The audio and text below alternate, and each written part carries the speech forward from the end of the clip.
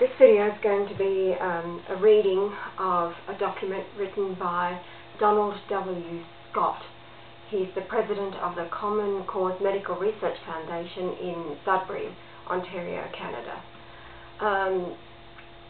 The bottom line is it's about the mycoplasma being the disease agent and the cause of all diseases, including AIDS. And I'm going to start with what I've talked about before in one of the other videos on the development in the AIDS timeline, where I quoted this document about the work in the Foray Indian tribe in Papua New Guinea. And I'm just going to read as much as I can get through in this 10 minutes and see where it leads. It's really a fascinating document.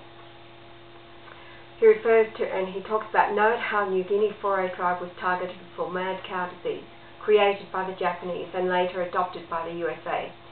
Kuru disease is the common name and it is spreading in Port Moresby as of this date, 2009. Our observations are the same symptoms have been spread by mosquito, which is what Brian and I have been telling people as soon as we get to them. It is spread by mosquito because they are told exactly the opposite. Okay, now it refers to the US government wanted to determine whether mosquitoes would carry disease and also if the air would carry it. A government report stated that open-air testing of infectious biological agents is considered essential to an ultimate understanding of biological warfare potentialities because of the many unknown factors affecting the degradation of microorganisms in the atmosphere.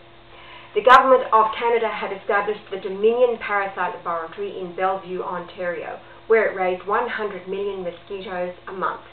These were shipped to Queen's University and certain other facilities to be infected with this crystalline disease agent. The mosquitoes were then let loose in certain communities in the middle of the night, so that the researchers could determine how many people would become ill with chronic fatigue syndrome or fibromyalgia, which was the first disease to show. Why? To use the mycoplasmas developed to reduce the natural immune system to spread diseases. Okay. Pathogenic mycoplasma, a common disease agent weaponized. There are 200 species of mycoplasma. Most are innocuous and do no harm. Only 4 or 5 are pathogenic. Mycoplasma fermentans incognitus strain probably comes from the nucleus of the Brucella bacterium. This disease agent is not a bacterium and not a virus. It is a mutated form of the Brucella bacterium combined with a viscous virus from which the mycoplasma is extracted. And other documents I've already referred to concerning the timeline refer to the viscous virus as being an agent for the AIDS virus. The pathogenic mycoplasma used to be very innocuous, but biological warfare research conducted between 1942 and the present time has resulted in the creation of a more deadly and infectious forms of mycoplasma. Researchers extracted this mycoplasma from the Brucella bacterium and actually reduced the disease to a crystalline form. They weaponized it and tested it on unsuspecting public in North America. Dr. Morris Hillman, chief virologist for the pharmaceutical company Merck Sharp and Dohme, stated that this disease agent is now carried by everybody in North America and possibly most people throughout the world. Despite reporting flaws, there has clearly been an increased incidence of all the neurosystemic degenerative diseases since World War II, and especially since the 1990s, with the arrival of previously unheard of diseases like chronic fatigue syndrome and AIDS. According to Dr. Shai-Ching Lo, senior researcher at the Armed Forces Institute of Pathology and one of America's top mycoplasma researchers, this disease agent causes many illnesses, including AIDS, cancer, chronic fatigue syndrome, Crohn's colitis, type 1 diabetes, of which my son Adam has, multiple sclerosis, Parkinson's disease, Wegener's disease, and collagen vascular diseases, such as rheumatoid arthritis and Alzheimer's. Dr. Charles Engel, who is with the United States National Institutes of Health, Bethesda, Maryland, stated that following at an NIH meeting on February the 7th, 2000. I am now of the view that the probable cause of chronic fatigue syndrome and fibromyalgia is the mycoplasma. I have all the official documents to prove that. This is this Dr. Scott that's writing this letter. He said, I have all the official documents to prove that mycoplasma is the disease agent in chronic fatigue syndrome, fibromyalgia, as well as AIDS, multiple sclerosis, and many other illnesses. Of these, 80%, and he's referring to the documents that he has, 80% are US or Canadian official government documents, and 20% are articles from peer-reviewed journals such as the Journal of the American Medical Association, New England Journal of Medicine, and the Canadian Medical Association Journal. The journal articles and government documents complement each other. How the mycoplasma works. The mycoplasma acts by entering into the individual cells of the body depending upon your genetic predisposition, in other words, your genetic weakness. You may develop neurological diseases of the pathogen if the pathogen destroys certain cells in your brain, or you may develop Crohn's colitis if the pathogen invades and destroys cells in the lower bowel. Once the mycoplasma gets into the cell, it can lie there doing nothing, sometimes for 10, 20 or 30 years. But if a trauma occurs like an accident or a vaccination that doesn't take, the mycoplasma can become triggered. Because it is only the DNA particle of the bacterium, it doesn't have any organelles to produce its own nutrients, so it grows by uptaking preformed sterols from its host cell, and it literally kills the cell. The cell ruptures and what is left gets dumped into the bloodstream.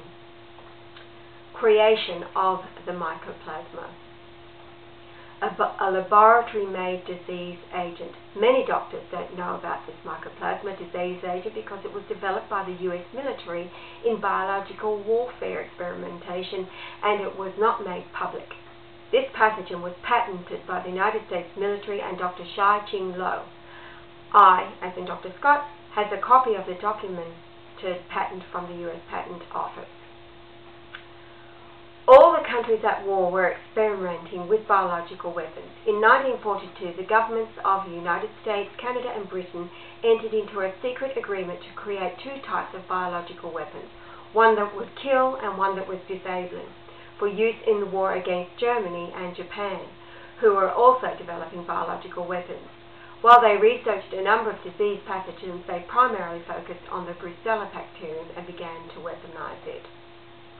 From its inception, the biowarfare program was characterized by continuing in-depth review and participation by the most eminent scientists, medical consultants, industrial experts, and government officials, and it was classified top secret. The US Public Health Service also closely followed the progress of biological warfare research and development from the very start of the program, and the Centers for Disease Control and the National Institutes of Health in the United States were working with the military in weaponizing these diseases. These are the diseases that have existed for thousands of years, but they have been weaponized, which means they've been made more contagious and more effective, and they are spreading. The Special Virus Cancer Program created by the CIA and NIH to develop a deadly pathogen for which humanity had no natural immunity, AIDS, was disguised as a war on cancer, but was actually part of MK Naomi. I mentioned that in the development of the AIDS timeline. Many members of the Senate and House of Representatives do not know what has been going on. For example, the U.S. Senate Committee on Government Reform had researched the archives in Washington and other places for the document titled the Special Virus Cancer Program, Program Report number 8, and couldn't find it. That's the one referred to in the previous videos. Somehow they heard I had it, called me and asked me to mail it to them. Imagine, a retired school teacher being called by the United States Senate and asked for one of their secret documents. The U.S. Senate, through the Government Reform Committee, is trying to stop this type of government research. Okay, I'm going to stop there, see how we go thus far. The next video will be about crystalline brucella, and a very interesting quote by George Merck of the pharmaceutical company Merck, Sharp and Dohme.